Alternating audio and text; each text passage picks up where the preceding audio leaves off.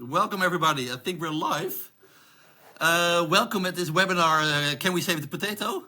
I can't see everybody who is here, so there are no screens for me, but I would like actually to know who is watching. So I was thinking maybe everybody could put his name, his occupation and his favorite potato dish in the chat.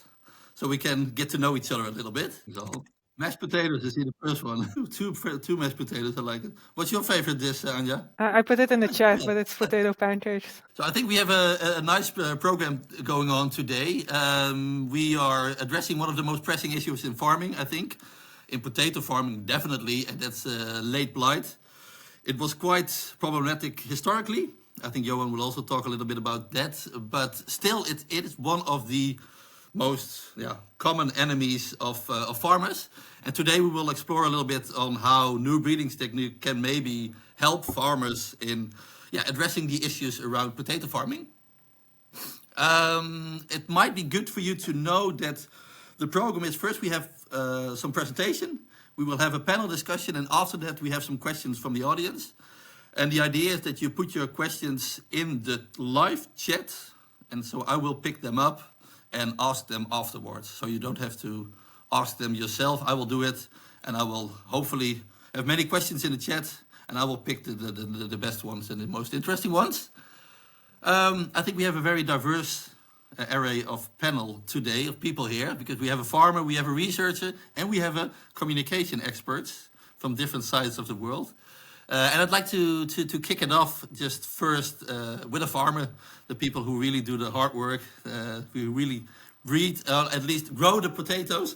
Can I give the floor to Johan Barendrecht? I know he doesn't really like it, but I can call him an expert or a top farmer in the Netherlands.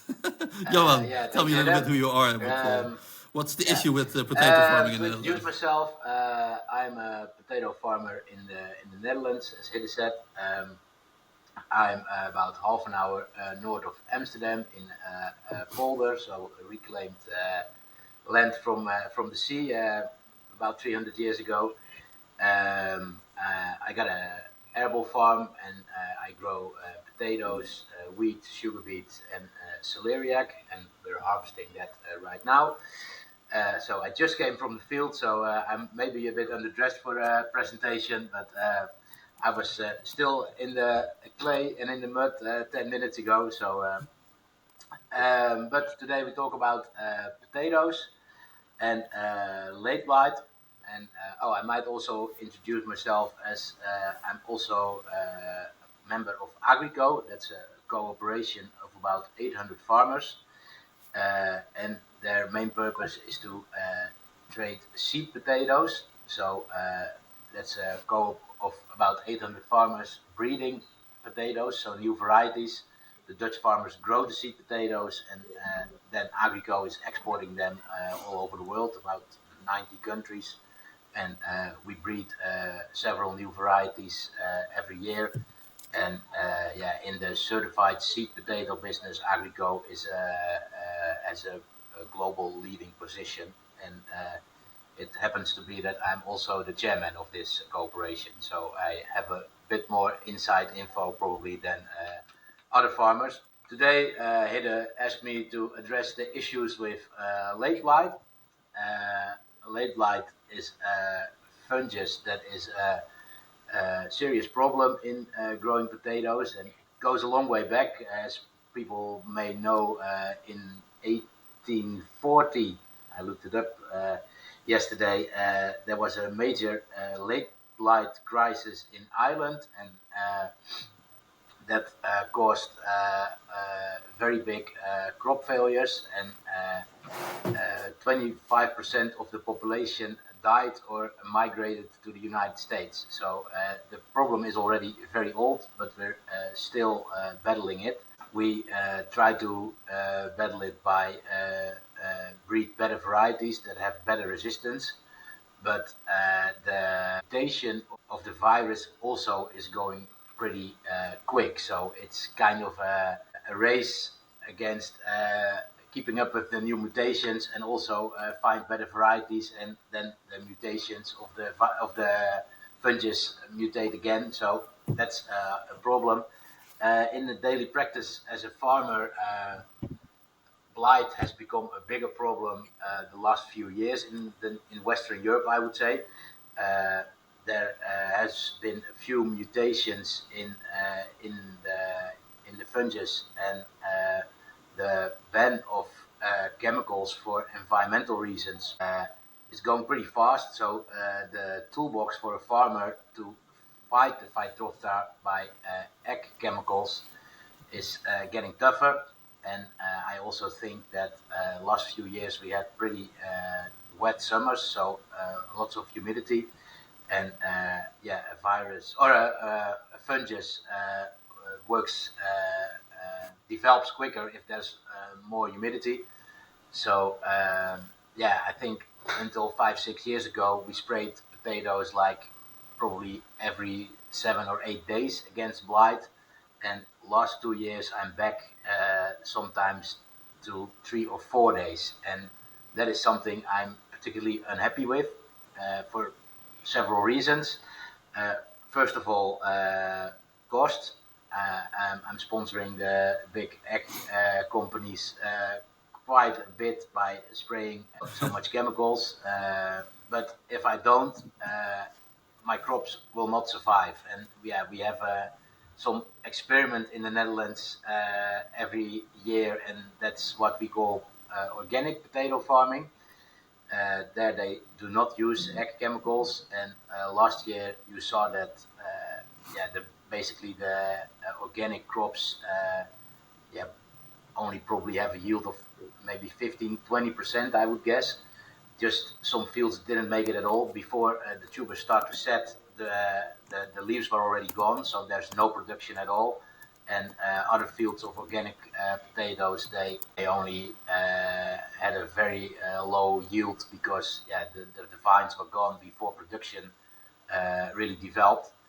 I have to spray a lot, and I also yeah, we're in a very dense populated area, so from public matters, or how do you say that, point of view, it's also not very popular to spray your fields every few days when there's like civilians living close to it. So yeah, that's an issue, and I think breeding technology could really help us fighting this battle and create better varieties, and by that reduce the inputs of ag chemicals. Because I think in Western Europe, about between 30 and 40% of all the agricultural chemicals used are used for late blight applications in potatoes. So if we can make better varieties and fight late blight with breeding technology instead of chemicals, we could really do a really good job in reducing ag chemicals. So yeah, there's a lot of pressure from the industry to create better varieties. At Agrico, we're also yeah, pushing really hard on making better varieties. We got several varieties that have one gen resistant now, and we presented another one last week that has 2 gen resistance. And yeah, this year we could see that the varieties with 2 gen resistant just kept up. They stayed. The vines got not hurt, and they had a reasonable yield in organic as well. So yeah, that gives me a lot of confidence to fight blight in a more sustainable way. In our breeding station, we have varieties that have 3 or 4 gens as well, but they're still in the research phase. But yeah, the problem with breeding potatoes is it takes about 20 years to come from a single crossing to a commercial variety. And I think with better breeding technology, we could reduce that scheme from probably 20 years to 10 years. And yeah, we could get to the point earlier where we can ban or reduce ag chemicals very strongly. And I think that's a purpose us farmers are really looking for, and also is a great commercial opportunity for Agrico as a breeding company. Thanks, Johan. Just some questions before I go to the next speaker. So there are resistant varieties, but it's a constant battle. Robust, yeah, because they're not resistant, but and then you have different types of late blight, and then it depends on what type of late blight you have in the area or they keep up. But the more genes you have that are resistant, or you're the researcher, how do you call that? And you're saying like it takes a long time for potatoes to breed. It's also because because they are you don't breed with, they don't have any seeds, or is it they're different than other crops or not? Vegetative. Vegetative, crop. Yeah, so they're like they're cloning themselves. Yeah, exactly. And so you don't. so that makes breeding harder than a tomato. About 300,000 new seedlings every year, and we usually end up with 2 or 3 that will make it. So it's really a process of cutting down and throwing out, and I think artificial intelligence and new breeding technologies could make a lot of progress in that work to speed up the process and to be earlier in reduce of ag chemicals. And like maybe the last question before I go to the next speaker, you're now like in the midst of harvesting celeriac. To compare, how often do you spray a crop like this? If you compare it to potato. And then you start with wheat. Then you start with weed control, and you just do a few fungicides. Exactly. So that's a big difference. So that is a big difference. So that's a nice bridge to the next speaker, I think, because so potato farming is really like full of hardship. So especially like this year, it was really wet, so you have like very early Phytophthora, so that makes it even harder. But that might be a solution. And our next speaker is another leader in the agricultural industry. Let's say it like this, but this time in research. Anja Lukasiewicz, if I pronounce it right, holds not 1 but 2 bachelors. You have 2 bachelors in European studies and in biology. She did a PhD in potato breeding and now combines her 2 studies at Wageningen University, where she specialized in policies surrounding NGTs. And she will tell a little bit about the new solutions for farmers like Johan. The floor is yours, Anja. Yeah. Shall I share my screen? Yeah, I think so, yeah. Yeah, so Hidde already introduced myself a little bit already. But I'm Anja Lukasiewicz. I'm from the Netherlands, but my parents are Polish, so that's why I have a difficult surname. But most of the potato dishes I know are also Eastern European. So a little bit about myself. I did my PhD at the University of Ghent, but I studied at the University of Amsterdam, molecular plant biology. And during my PhD, I mostly worked on gene editing, so using CRISPR-Cas to knock out susceptibility genes. So Johan already was talking about resistance or resistant genes in potato cultivars, and another possibility is to knock out genes that already are in potato that the pathogen uses to infect its host. And the gene editing worked actually quite well, but the regeneration from protoplasts was pretty difficult, I have to say. And at the moment, I've been working at Wageningen Research for over a year now, mostly on policy and regulation of new genomic techniques. And this is because I also did an internship at the European Commission at the end of my PhD, which is a 5-month internship, and there I was mostly also working on a proposal for gene editing in the European Union. So I'm basically combining my both backgrounds, European studies and biology at the moment. So a little bit on definitions. I think most of you already know this. When we're talking about GMOs, so genetically modified organisms, mostly we use a GM, which stands for the older techniques. So using classical insertion using Agrobacterium, and then you can have transgenic insertion using genes from non-crossable species, or a cisgenic insertion from crossable species. So if you compare this with potato, you can use genes from old potato cultivars and insert them immediately into commercial varieties. And then when we talk about NGTs, so the new genomic techniques, also called gene edited, so GE, we're talking about all these new nucleases that have been discovered in the last 20 years. So, of course, the CRISPR-Cas9 nucleases, which is the most famous one, the other Cas enzymes, but also the talons, the zinc fingers. And ODM is also a part of it, although it's not a nuclease, so the oligo-directed mutagenesis. And then when we talk about NGTs, we talk both about targeted mutations, but also targeted insertions, so targeted insertions of cis genes. A little bit, just briefly on the proposal, because I think we'll also be talking a little bit about that. When you talk about regulation in the European Union, the most important GMO regulation is the GMO Directive from 2001, and also regulations that came afterwards. And these specify the coexistence, the labeling, non-monitoring of GMOs in the European Union. So it's a directive, so each country can actually decide how it proposes these regulations, but there's a common regulation in the European Union. And then also each country has an opt-out possibility. So you can decide nationally if you want to cultivate GMOs or not. And most of the countries in the European Union don't cultivate GMOs, but there's quite a lot of imports still. When we talk about the proposal for NGT regulation, so you have this directive that's from 2001, and the question actually arose if NGTs should be included in this GMO directive. And this was started by a small farmers organization in France. And Maria, sorry, Anja, sorry. Yeah. Can you put your slides in presentation mode? Because the slides do not change, I see people say in the chat. Okay. So if you can present it like, because it's still on the first. Yeah. Oh, that's weird because I do see them changing, so I'm not sure. Oh really? Oh, that's weird. Yeah. Okay, now I see them change. So continue, please. Sorry. Okay, so do the people in the audience also see them changing or not? Mm-hmm. Okay, yeah, I'm not sure if I understand that, but yeah. Okay.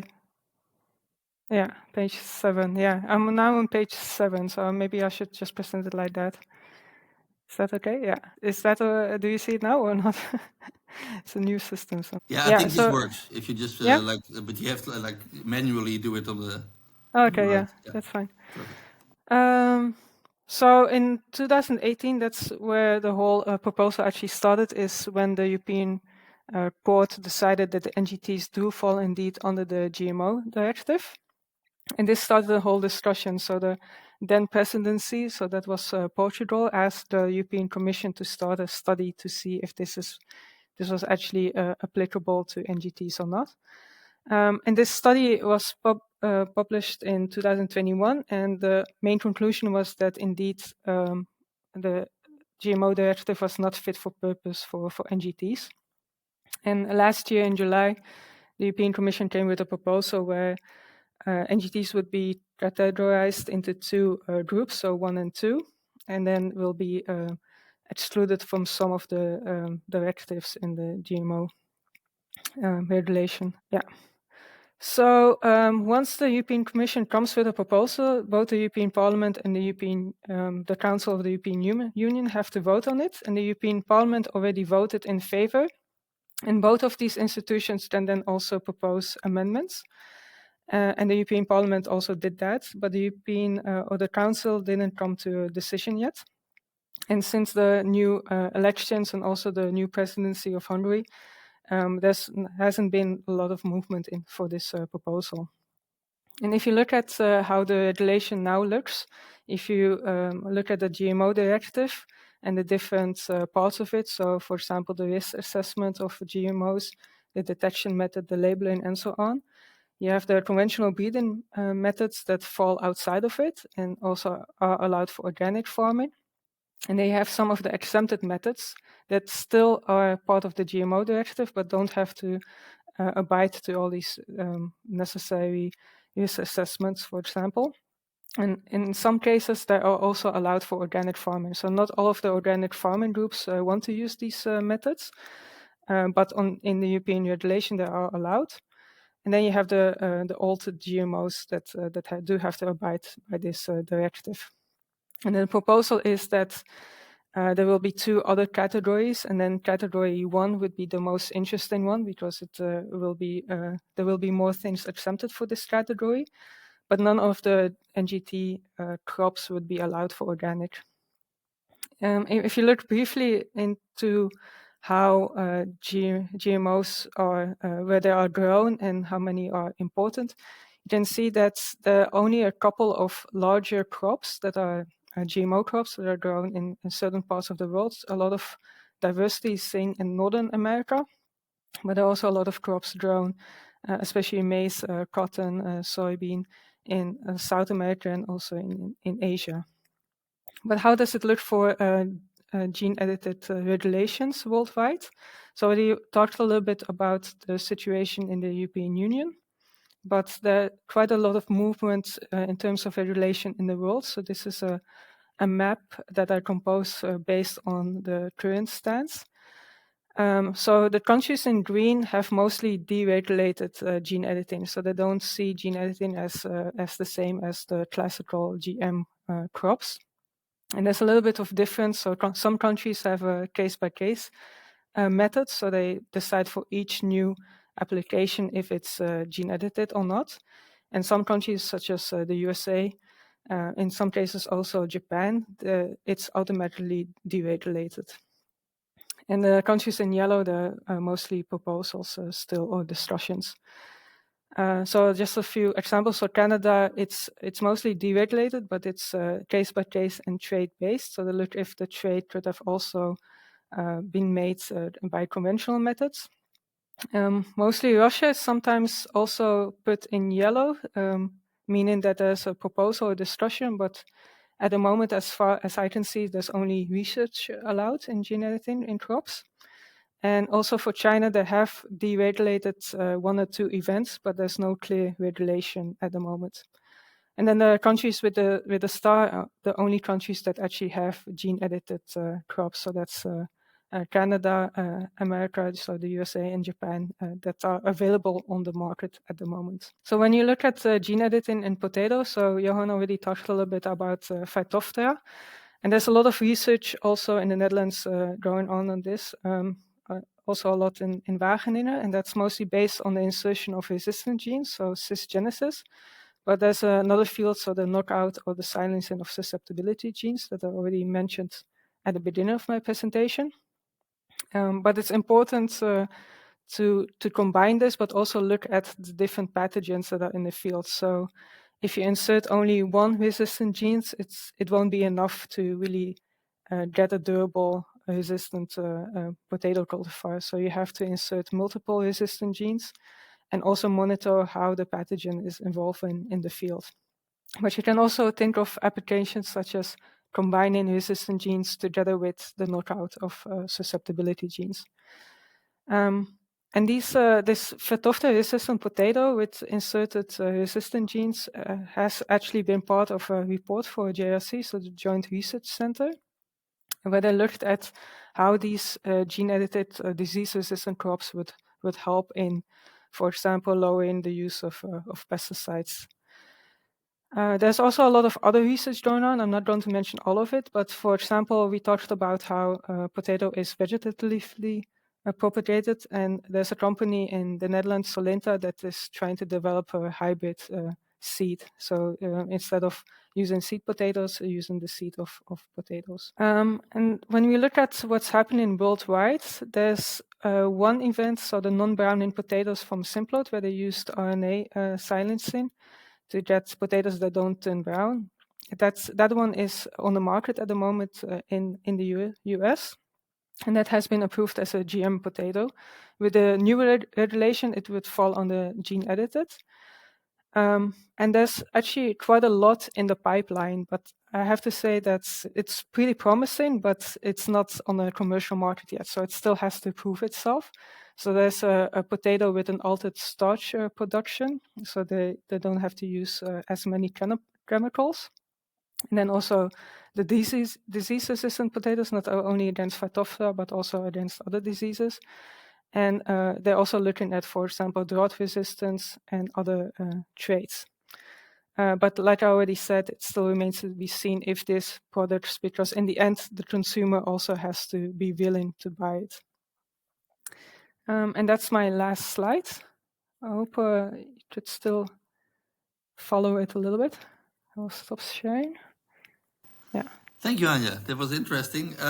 Again, please, people, if you have any questions, put them in the chat already, because we will combine them at the end. And it's still a little bit silent in the chat. And I know you're not that shy, so please come across with all the questions. Anja, I got maybe like a little bit of a bridging question to the next speaker.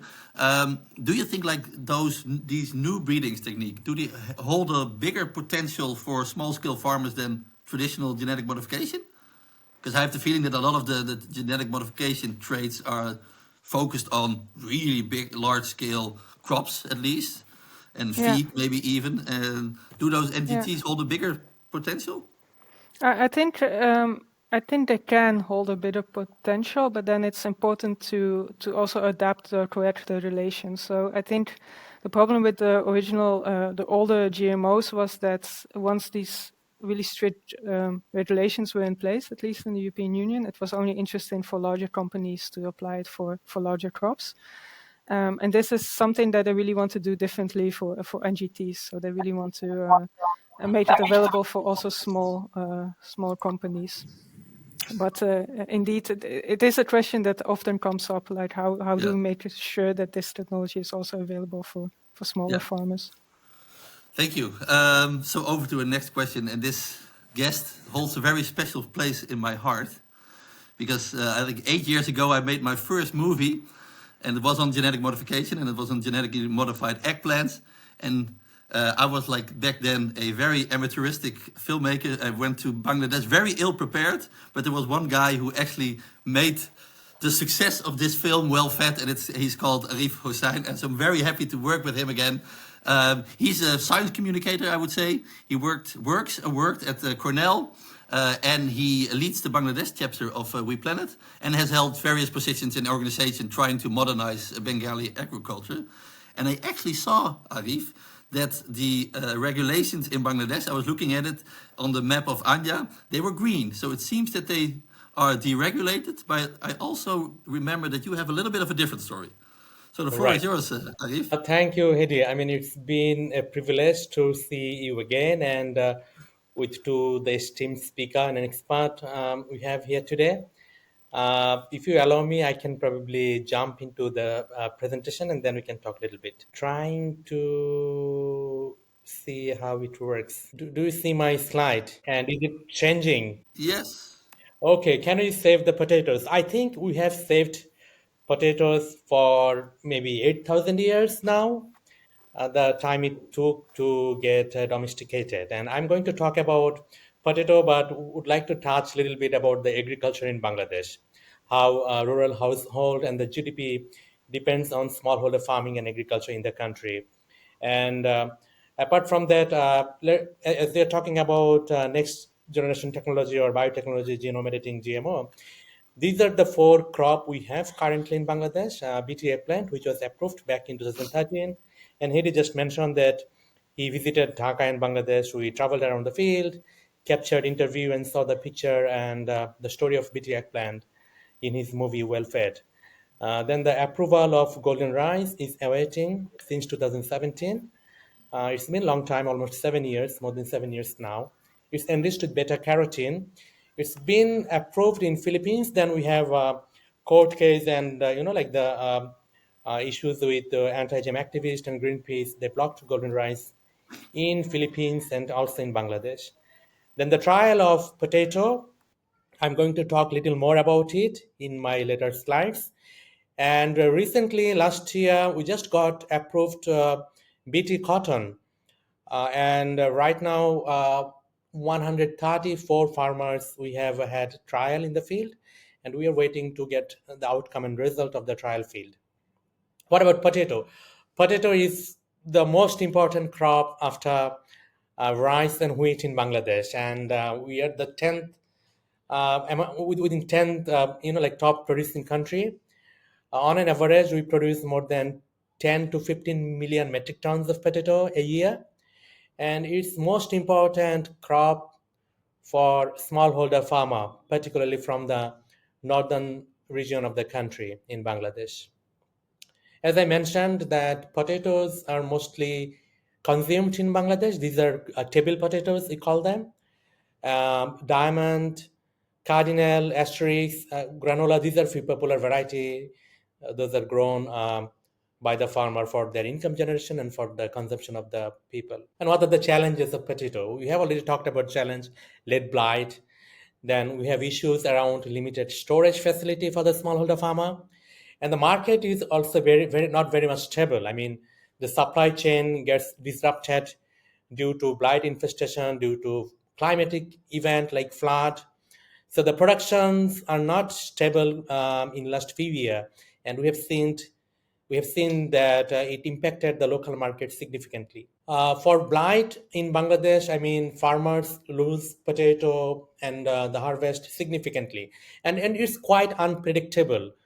Some year you see no blight, and some year you see like fields are completely destroyed due to climatic condition, fog and cold, and on an average we uh, import or buy more than 500 tons of fungicide costing 10 to 12 million US dollar, and the total production cost is huge for potato in Bangladesh, and 25 to 28% of the total production of potato actually farmers, particularly smallholder farmers, spend for fungicide spray, and it's impacting the field, their health, their economy, and also the consumers and the environment. These are few field. I have been fortunate to move around, and my colleagues they traveled in the country, and in different locations we have seen how blight actually. See, this whole field is completely destroyed, and when you don't have enough vegetation and you have lead blight, then you don't have proper good tuber, and this was like the market crisis last year, even this year. And right now, this is like the high time for potato seed transplantation, and the farmers are struggling to get potato seed, and they are paying twice the price of what they have been doing last year and the previous year, because blight in the last season, blight actually affected the potato production, and we had some crisis. The dollar in local market was not very available for the farmer. So with all these together, both the consumers and farmers right now are struggling to get enough potato on their plate and in the field. What is the solution? So farmers were struggling, and then scientists have been trying to um, identify the traits, and they have been able to uh, identify 3 wild species who were resistant to lead blight, and they genetically modified the targeted potato variety. For our case, it was the diamond, because this is like the mostly grown potato variety in Bangladesh. So they inserted three resistant gene to the diamond, and for next generation farming or next generation crop, we are trying to introduce 3R gene to Asterix and other popular variety. So you can see the difference of the resistant variety and the regular, non-GM variety against lead blight. This is like the drone footage aerial view we have taken last year. I also think You that see this Arif little might have tiny some island of green potato. These are like the issues miracles, with like his they are Wi-Fi. Let's see genetically if he comes modified. back. And you see like all Hopefully quite other well. plant around them died due to blight. And these are like field sprayed with fungicide. They have given like bit of protection, but it comes with price. And as I mentioned earlier, that it is not a sustainable approach. Instead, we have I these think Arif is genetically trying engineered to re-log in. varieties who are resistant to lead blight. Maybe Johan. So we have Is done on the phone. trial Yeah. last year in 4 different locations, and this year we have applied for 6 Yeah, additional actually, locations. And Do you on we have recognize done any of diamond, recently the I approval for used varieties they one trial, use? but diamond, and I hopefully Is it also something the you... exported Ministry it of to Environment in Bangladesh. Bangladesh would And probably give approval for the diamond trial is also for this season. used to be a agriculture variety. We Yeah, have been able thought so. to Yeah, do a nice. number of like now. stakeholder engagement, exposure trip, like discussion Nice. program. Yeah. We took the regulators out in the field to show them And I saw the that crop, they are Yeah, but actually like you were the not breeding in secretariat, three resistant they genes. official That's were quite a lot. successful yet, was it? scientists. So it has been a lot last few years working around this Yeah. crop and technology, and we hope and believe that if things move You can see around and his move ahead, then definitely it will So have it might some well be that they are impact. growing the seed potatoes And we have recently done a study, Alliance for from your Science and farm. Breakthrough Institute. Hidi, you know that I'm also affiliated with the Alliance for Science. And we have made some study and findings we have found in case of Uganda. I think this is also applicable for other part of the world, that if the Yeah, decisions correct. are delayed for You also potato, worked, it Johan, has in economical I think it's impact for Syria the or not? smallholder farmer and for the community. And you can literally Yeah. So translate it to that's a whole Middle East different is to climate, but number. still, very dry if I took for climate. as a And problem. the 30 They years of grow potatoes in GMOs, irrigation, I mean, so has then literally benefited Yeah. farmer, the and period the decision in which time are that delayed vines are are wet not is actually quite helping short, either and farmer then and the your consumer. infection risk So is this is what we are less. as WEPLANET, as other entities that we belong to. We are trying to advocate for the Yeah. technology, biotechnology and GMO. And I'm Trying to also fill the going to space. Anja, share like a maybe video I could also story. ask you Just let me if you know look if at you the can research see in it. Bangladesh where Is it they're trying visible to to you integrate all? the tree genes. For me, it seems like, because I always like if I speak to farmers, Eddie? they're talking about like single or double resistance. This seems quite a feat. Of course, it's not on the market yet, but Shit. oh, so you're on mute. So you're still on mute. Yeah, sorry. So 3 genes, yeah, no, that's already, it also already has been done at Wageningen itself. So Okay. I think 3 genes is it's actually what you need. I think Yeah. Yeah. that's almost minimal, looking at how fast the pathogen is evolving in the conditions. Most of it is still in the research stage. It's ambitious, but it's definitely possible. I think. Yeah. Yet, but that won't be long. Yeah. The Arif is coming back. Because I was planning to get some questions from the. But you're back, Arif. Yeah, but I am not sure when I got dropped because I've been like talking and talking. Uh, should I share my slide again if it's not Yeah. visible? So I think we remember. If you pass the slide, I think we will remember where Okay, you were talking the void. sure. Let me share the slide. Sorry for the inconvenience. You know, this is like the challenge we have for developing countries. Yeah. So Exactly. you saw these, right? The Yeah. potato. I saw this one and the next one also. Yeah. Yeah. Further down. I think you were at slide 11. So This we one. were actually talking about the tree Okay. resistance. Yeah. I Okay. think we So were these are here. like the three resistant gene we got from the wild potato varieties. Then this is I'll try to be very quick. And you see the Yeah. difference Okay. between the lead blight and the GM variety. This is the field I was going to share, that this small little island of green island you see, these are Yeah. resistant to 3R gene. And these are like sprayed, fungicide sprayed field. So these are like miracle crop to the farmer and to the stakeholder that we have engaged last year. We have been able to engage scientists, communities, farmer, and regulators last year to show them the difference of GMO and genetically engineered crop. And we have recently done a study, and you can see that in 30 years of time, over the period of time, we have significant impact of biotechnology, GMOs. And if the decisions are delayed, that actually impacts the farmers and the consumers too. We did a study, and hopefully in a couple of months we are going to launch this study with um, with the stakeholder and community. So as we Planeteer and other platform that we belong, we are literally trying to advocate for biotech, GMO, and next generation technology, cutting edge technology. And I was going to share a video. Let me know if you can see my screen and the video that I am planning to share. Yeah. Let's definitely see it. I Yeah. already saw it on forums. I Leaf was quite blight. impressed. Blight disease affects approximately 18 million hectares of potato crop globally.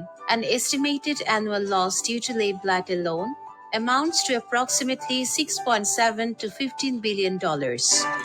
কম 1,000 টাকা লাগে, আমি 3 দিন পর পর spray করছি, 3 দিন পর spray করেও তাও আমি জমি আটকাতে পারিনি। যেরকম ক্ষতি হচ্ছে, এবার ঘাটতিটা আমি পূরণ করতে 2 বছর পারবো কিনা একমাত্র আল্লাহ জানে। কৃষি অফিসের লোকেরা মনে করেন এসে পরামর্শ দিচ্ছে, চেষ্টা তারাও করছে, আমরাও করছি, কিন্তু আবহাওয়া এত খারাপ, ওষুধ দিয়েও কাম হচ্ছে না।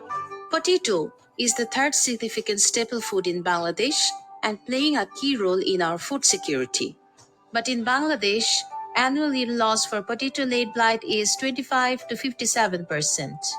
Fungicide applications in potato field is 400 to 500 tons each year, which worth Taka 80 to 100 crore. To address this challenge posed by late blight, the scientists developed 3RG and late blight resistant potato.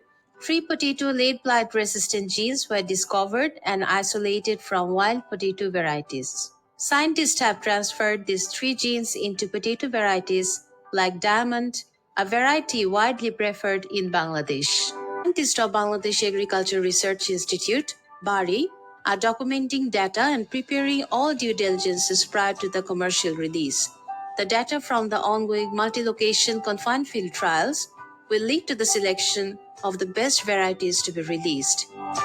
Finish the trial. We hope this 3R gene red blight potato will be very prospect in our potato cultivation, and if we release this potato variety in our country, so farmers can be benefited with these varieties. With the cultivation of the 3R gene red blight potato varieties, farmers do not need to spray fungicide to protect their crop. So this is the very promising technology if we give this technology to our smallholder farmers.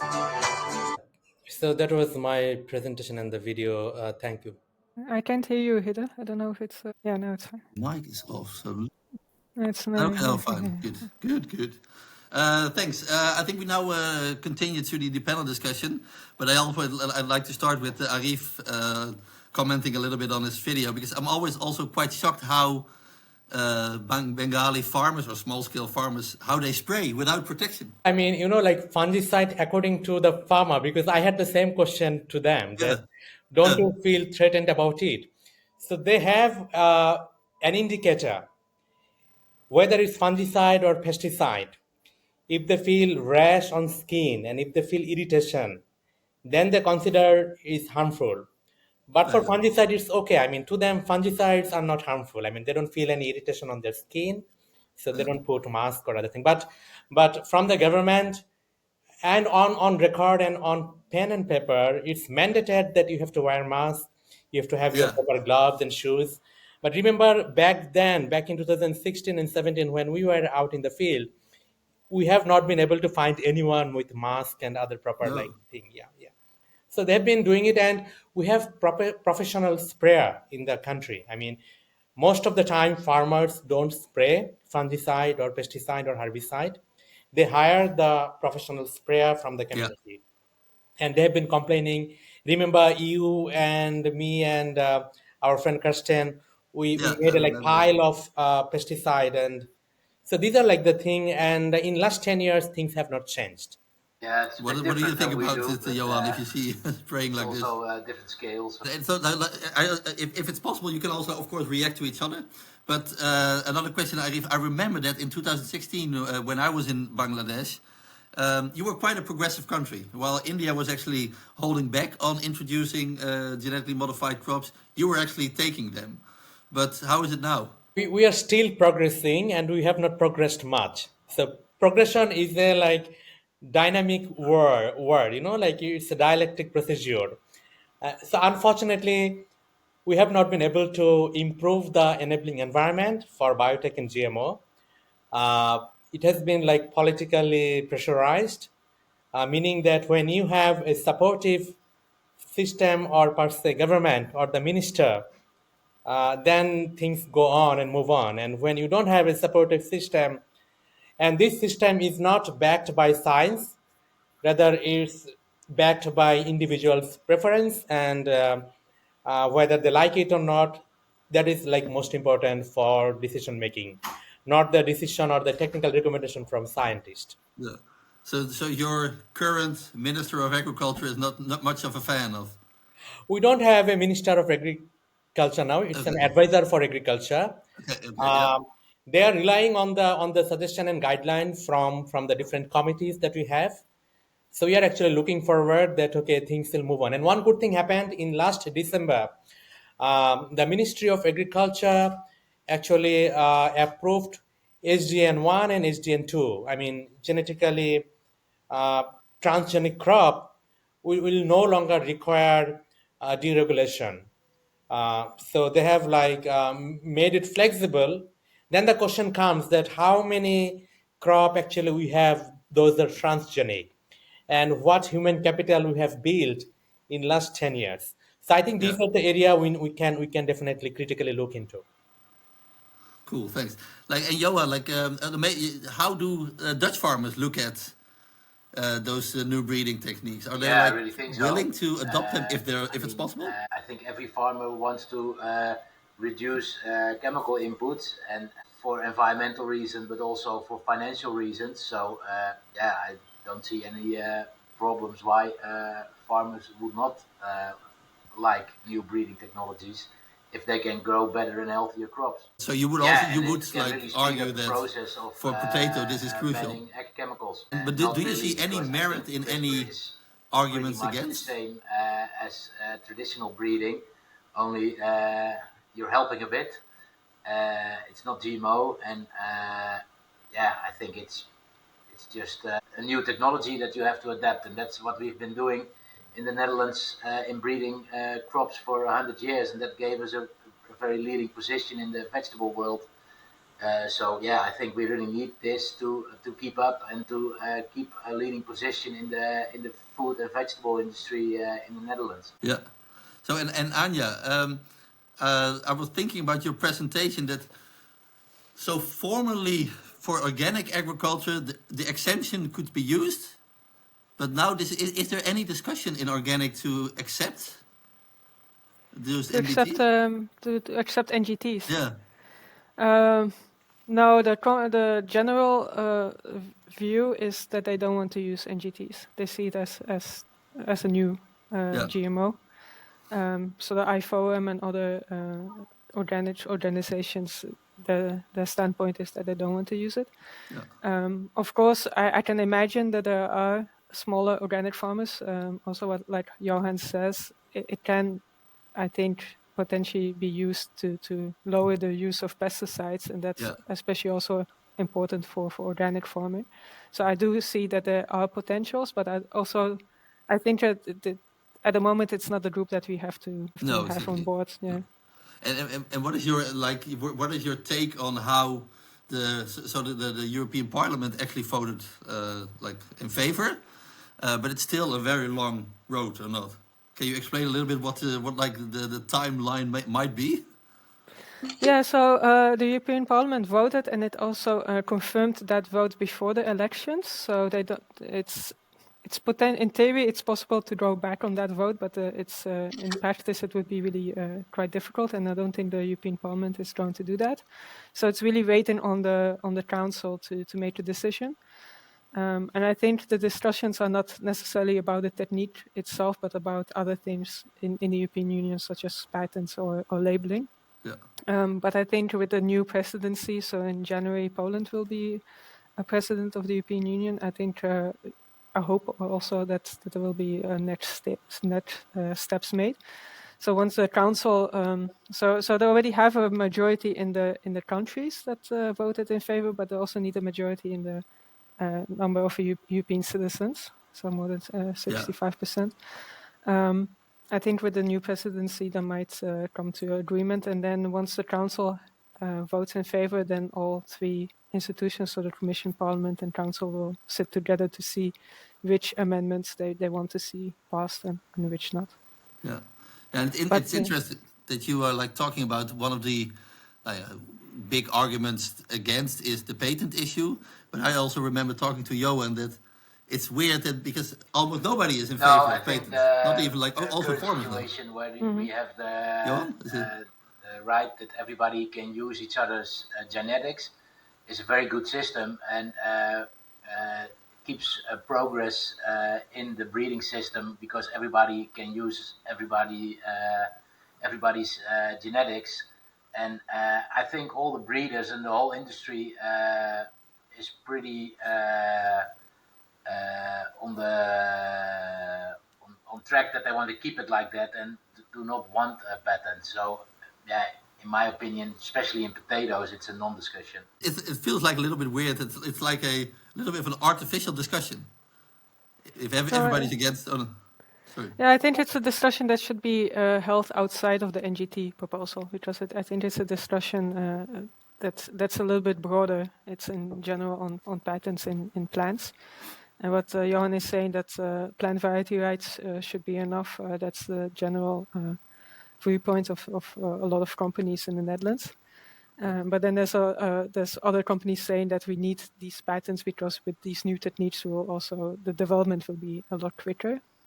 But it's a quite complicated discussion, but I think it should be really separated from the NGT proposal itself. And Arif, I remember like the film we made together was also about the influence of Western thinking, or Western, maybe even like Western resistance against GMO on the farmers in Bangladesh. How do you feel about it now? Is it still a problem? I think it's stronger now, the opposition and the blocking and the protest. And if I count it in number, I mean, we got our first biotech crop, genetically engineered BT eggplant, deregulated back in 2013, October 31st. It's been more than almost 10 years. And in last 10 years, we have not been able to move ahead significantly with the technology, with number of crop and the institutional capacity. Despite having institutional capacities, particularly with the nurse institutes, we have not been able to move ahead with additional crop or varieties. So the demand side from farmer field has always been very intense. I mean, when we went out in field with BT eggplant, they were saying that okay, we need BT in other crop. They don't know Yeah. about the science and technology, but they want BT in every crop. Like they want to save the Yeah. crop. That was their reaction. But we have not been able to move ahead. There has been pressure from the Western entities. Our friends and colleagues from Europe have been opposing biotech and GMO, and we have not been able to provide the age-old, like grandfather garden as a solution for these 180 million people to feed them 3 times, 4 times a day.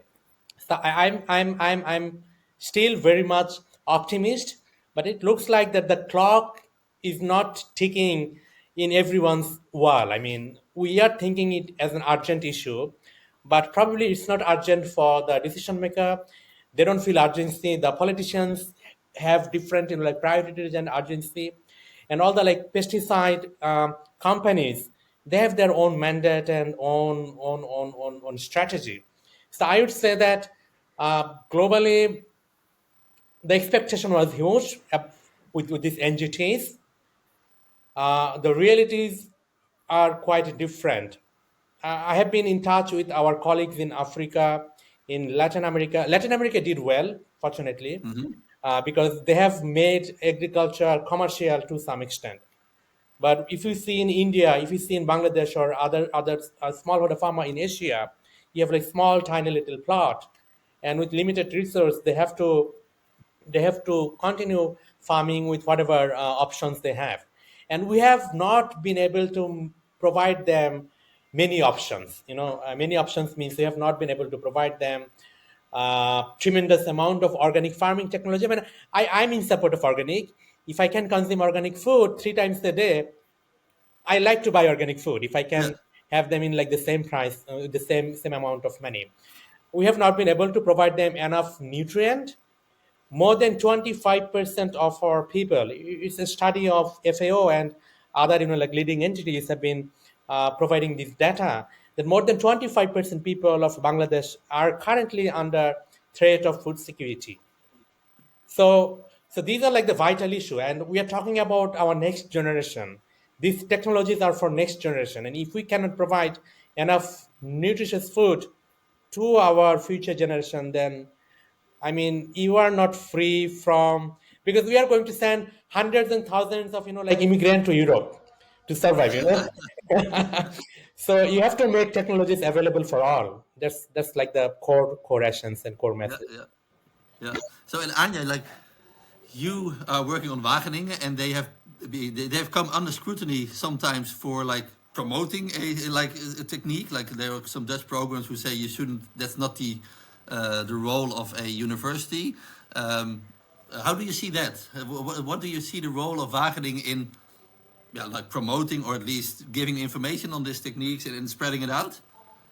Yeah, it's good that you're mentioning that, because I do have to say that I'm here as an individual researcher, Yeah, so sure. I'm not representing all of Wageningen University research, and there are different voices within Wageningen. I also know some other professors of mine. I do feel that there's a little bit more, there's a middle ground, because I do think that they're not against it per se, but I do want to see it adapted in the correct way. So not use it for herbicide-tolerant plants and then go the same path down GMOs. So yeah, I keep the lights turned off. So I do understand the concerns, and also if you have these resistant varieties with inserted R genes, you still have to monitor them in the field and see that those resistant genes are not immediately broken through again, because then it doesn't really help. There is a difference, because when I was at VIB, for example, they do have a clear standpoint that they are in favor of NGTs. So it's different, but I think having a dialogue also with Arif said, there's still opposition against GMOs in Bangladesh. I have a question if that opposition is also against NGTs, or if there's a different scene. But I think if you look at the science at least, then and if you adapt a good policy in agriculture, then I don't think there should be a lot of opposition. Do you know that, Arif, if there's any difference in how people in Bangladesh look at NGTs and genetic I have understood the question, and I was trying to phrase the answer to the question. So I think the opposition would be same. I'm not certain that how they're going to react, because we have not applied for any NGTs yet. So unless or until we actually come forward with a particular crop or trait, then it's difficult to determine whether we are going to face similar opposition or not. But my assumption, based on my decade of work and knowing the people who are against it and knowing their power and connectivity and connection, I assume that they are going to be a strong opposition against NGTs. And Johan, does Agrico, or do you like have a stance? Do you like lobby for a position, or I think do you see a role for Agrico or farmers in like this to use discussion? the technology, but we also say it's not if the regulations are there and you can use it, that you solve everything within a few years. It's a tool and it's not a complete solution. We also have to be realistic about it, because sometimes in the debate it seems like that if you allow those techniques, that within 2 years all chemicals will be banned, and that's also not true. But I think it can speed up the process and it can help breeding, but it's not like it's going to be solved in a few years. And I also think that we want a level playing field. No silver So bullets. if we stay very conservative in Europe, all breeding activities will be done in other parts of the world. And in the end, we all eat it. I mean, you see it with the GMO, the Roundup Ready soya and sugar beets from the United States. They're all in the market here. So in the end, we all eat it, while we cannot use it in research. And I think that's a bit hypocritical to have a stand like that. I mean, if the whole world is moving this direction, and we in Europe with 350 million people say we do not want to use it, we will live on an island in the end, and everybody else is doing the business and making the money, and we're still buying the goods and are not involved. So I think that's a risk that we are at in the current position in Europe. Yeah, but also like for you personally, like if the rest of the world wants crisped potatoes, but you can't grow the seed of those. Yeah, that's it's difficult for like the European farmers then. Yeah. Before we go to the questions of the audience, there are not that many, but I'd like to address maybe the last question also for Arif. Like Arif works at WEPLANET. What should we do as pro-NBT people to make this work? What are your plans, Arif, to convince the world? It's a very easy but very difficult question. I mean, what should not we do? Because Yeah, we have been doing a lot of thing in last 10, 12, 15 years. And we will continue doing the same thing as a campaigner, as an activist. We need to continue sharing the evidence of science and the benefit of this technology to the community and to the farmer. We need to convince the politician that end of the day, politicians are for people, and these technologies are going to help for generations, and blocking the technology is not going to help anyone. So we have to convince the scientist not to lose hope, because I have seen many of the scientists working for 10, 15, 20 years and have not been able to get their product or varieties deregulated. It's very frustrating. They work days and nights under the sun, like in greenhouse, because I've been in close attachment with them for last few years, and have seen that how tremendous amount of work they do. And the decisions are actually confined only to a like handful of people. I mean, probably not more than 50 people in a country who are like influencing the decision, who are getting paid by Greenpeace and other like powerful entity, and they are determining what's good for people and what's good for farmer. This is not to be taken, not to be granted for all. I mean, we have to change the culture. We have to raise our voice. That's what we are planning to do. That we want to raise voice for science, for innovation, for truth, and for fact. yeah. Thanks. And maybe I'm not sure. Do you have a position actually, Anja, on this? Do you also feel activistic, or do you? I don't feel like I have to be activistic because I often I do sometimes talk and give presentations on, but I'm mostly interested in people when I do notice that they're really against these techniques, why that is. And I do often see if I explain a little bit more, then they do understand or see different viewpoints. But I don't feel that I need to convince everyone. No. I think the biggest like a good leverage would be if we actually have a gene-edited product on the market that is successful, both for producers, for farmers, but also for consumers. Yeah. And when I look at the products that are currently on the market, there are no disease-resistant products. So it's non-brown in apples, non-brown in potato, the Java tomato in Japan. Yeah. There's quite a lot in the pipeline that's highly promising also for countries in Africa. But I think once we have something that is grown on a large scale, that is popular also with consumers, and it shows that it can lead to lower pesticide use, that would be the ideal example for NGTs. Exactly. Yeah, that's also because we are talking a lot about those now Phytophthora resistance, but there are also like research in potato to lower carcinogenity, like when you bake them and stuff. So then there's more of a direct effect for consumers, and that might help acceptance. Yeah, indeed. Yeah. I was thinking that there are not that many questions. I thought it was quite some special or very specific questions on genetics. But I was like maybe a little bit related to that. Like if you have like the old potatoes in South America, are they resistant? Is that a question for Johan? Yeah, or for me? for you, Anja. Oh, for me, yeah. So there are really old potato varieties in South America. That's what they usually do. They go back to these old varieties to find these resistant genes, but they're mostly not edible. So that's what Johan was talking about. If you want to use breeding to get those genes into commercial varieties, it will take a long time. And originally these potatoes were also highly toxic, so you had to bury them in the soil for some months to be able to eat them. But that's what is also being done for other crops. You just have to go back to the original gene pool to see if you can recover these genes. So we by accident breeded them out. Or you never selected them in the beginning. No. I see there's a question for Johan. Like somebody's asking, is conventional breeding of varieties with a single resistant gene not dangerous by giving the pathogen time to overcome single resistance, we are perhaps undermining the future success of triple resistance varieties? We see that the single resistance varieties, especially this year, didn't keep up in the field. There's a bit an argue about it, or if you lose a gen 1 year, or it's lost forever, or it will be resistant the next year again.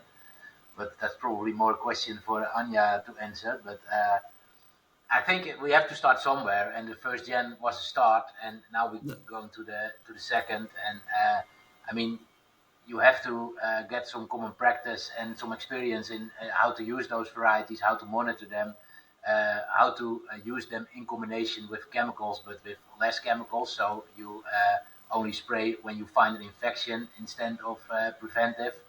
And I think that we're trying to develop a system to reduce chemicals with those varieties. And I think, in an ideal situation, that's a phase that we're in now. And in the we have the 3-stage varieties, and then we don't have to use any chemicals. Can you chip in, Anja, on this? Yeah, no, it's true. Actually, it's a good question, and indeed, in the beginning, it was thought, we have one resistant genes, it will be enough, but it quickly proved that it wasn't enough, seeing how fast the pathogen evolved. So indeed, if now there's a new resistant gene found, then at least breeders or scientists are quite unwilling to only put that one resistant gene immediately in the field without monitoring or without a combination of other resistant genes, because you do have the chance that you will get that resistant genes broken, and then in the future it won't be effective anymore. So if you're looking at the use of gene editing of NGTs, then you have to look at 3 resistant genes or more, or in different combinations, and then also monitoring the pathogens in the field. I saw already also a question very early on, and it might be for all of them, about the influence of climate change on Phytophthora. Maybe start off with Arif. Do you notice already different weather patterns and also like different pathogen pressure? Absolutely. Even the last year we have seen that the phytophthora infestation was huge because of the climatic condition. Too much of fog, and we haven't seen sun for more than 3 and 4 days, which was very favorable for the lead blight infestation. So potato as a cash crop for the smallholder farmer requires a lot of investment. You need huge amount of seed. Potato itself is a seed, and land, and preparation of the land, fertilizer, all the inputs they spend on.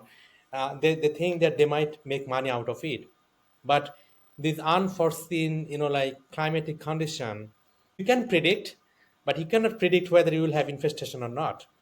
And there is no natural resistance to it, even after spraying fungicide. Last year I was in the northern part of the country. I have traveled number of districts, Rangpur, Bogura, the potato intense region. I've been there, and each and every farmer, they were just taking precaution, and they were aggressively spraying fungicide, just because they found that few field. Because it took only few days to get their field infested with the infestation. So I think climate change is actually threatening, and not only potato but other crops too. In next couple of years, or in next 10 and 15 years, we might get high temperature during night, which is not favorable for paddy production. If you have high temperature, you won't get much paddy, and we rely on eating rice. So I think, and this is not only the abiotic condition. Many part of the country, particularly the southern belt of Bangladesh, we see huge amount of soil salinity. So these are the conditions we are facing every now and then. And it seems that every year we are getting a value addition to climate impact. Instead of reducing them, something new is coming up. So we really don't know what's going to happen in next 50 years unless or until we start taking preparation now and start dealing with that. And there was a question I can see, one asked that whether we are thinking of other varieties. Definitely we are thinking of other varieties. If you look into the history of lead blight resistant potato in Bangladesh, the research started with one gene variety first. I mean, one gene trait. And diamond and cardinal are the like most popular varieties of potato in Bangladesh. It's been grown for last 15, 20 years now, and farmers are preferring other varieties. So this is a challenge for biotech and GMO. I mean, you start with one variety, by the time you get it deregulated, then for the farmer, you have a new variety. Because farmers don't continue a variety for more than 25 years per se. But generally, a biotech crop takes 15, 20 years. So this is a dilemma, this is a paradox we are going to deal with in future too. So we have already identified few additional variety for Bangladesh, and we are working. Yeah. And Johan, like, do you also see different weather patterns? Yeah, this year was like particularly bad, Yeah, but I there was think also maybe El we Nino. see Do you feel any? Do you longer feel the burden periods of of the climate same change? weather, at least in my experience. So it's dry for a longer period or it's wet for a longer period. Yeah. And yeah, if you have a long wet period during your growing season, then late blight has a lot of moisture, and then it develops really quickly. And combined with higher temperatures, yeah, then you have higher pressure. I recognize what Arif is saying. Yeah, so and there's a question from Thijs. I see the issue with Phytophthora that it's adaptable and there are many different strains. So what are your thoughts on this concerning NGTs? So you need, like, the question might be, you need to Yeah, continuously, but I it's think really hard even with NDBTs to yeah, but defeat with new this. technologies, you're Or not, Tanya. probably quicker You need strong in adapting varieties. and making the changes again. So I think yeah, it's a continuous battle, but it will really help. Yeah, and indeed, yeah, you can introduce these different genes into different commercial varieties and different combinations, and then with monitoring, it should last longer, I hope. Yeah. I'm also asking Rob and Maria, who are watching together with me. Did I miss any questions? There was one question on how to find R genes in old Oh, yeah. varieties. Oh, yeah. How do you find those resistant genes? Yeah, I'm not an expert myself. I'm not into finding R genes, but I'm in the group of plant breeding, and usually it's through QTL mapping. So that they do have genomes, or not the reference genome of potato is from a diploid potato, but they do have a lot of genetic material from old potato varieties for these reasons. They have whole gene banks. Also, Wageningen has a large collection of all the potato varieties. So through QTL mapping, you can find these new R genes, and there's I think a recent paper on the new R gene that has been identified. So Peru was published in Science, I think, from the plant breeding group. So it is possible. Ah, It's yeah, not yeah. easy, So but there's it is still possible. new resistant genes to be found. Yeah. Yeah, might be a lot. Maybe as a Arif, how do you see Arif? There's another question for you. How do you see the role of development aid on the agricultural sector in Bangladesh, and the preference of donor countries in adapting? I'm not fully supportive about a lot of development aid, because agriculture is very much traditional and it has to be grown within the country's system. We definitely need to get support, like the technical support. But if you continue getting technical support and financial support, there is like lack of commitment from or within the country to build the capacity. For example, in case of biotech and GMO, we have been getting from support from our colleagues from North American partner like US and other institute. And apart from academic, like knowledge, our own technical capacity has not been improved significantly, particularly both in the national agricultural research system and also not in the private sector.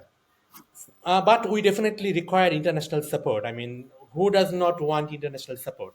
But any support comes with some value addition and also some challenge.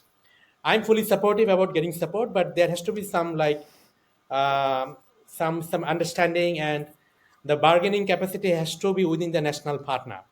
Yeah, Most often, when we have international support, it seems that our international partners are telling us what to do and what not to.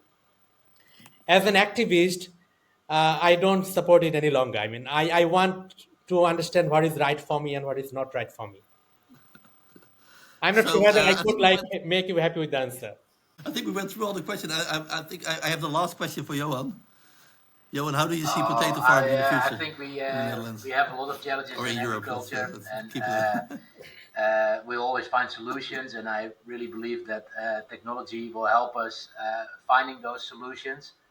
And there's still great demand for food and potatoes, and especially for seed potatoes as well. The market is really developing. I see lots of opportunities, and blight is something that we have to deal with and that we have to find solutions for. But I'm pretty confident that we figure it out. No, not at all. Yeah, right. It's not the end of potato farming. Yeah. Thanks. I'll leave you. You can go back to the field, I think, in a minute. Back to the celeriac. Thanks everybody for watching. I thought it was really Thanks, inspiring, and I hope you thought so Bye. too. Thank you. I Thank think you, Rob has. everyone. Thank you, everyone, Thank and you. hi from Bangladesh. Take care. Bye.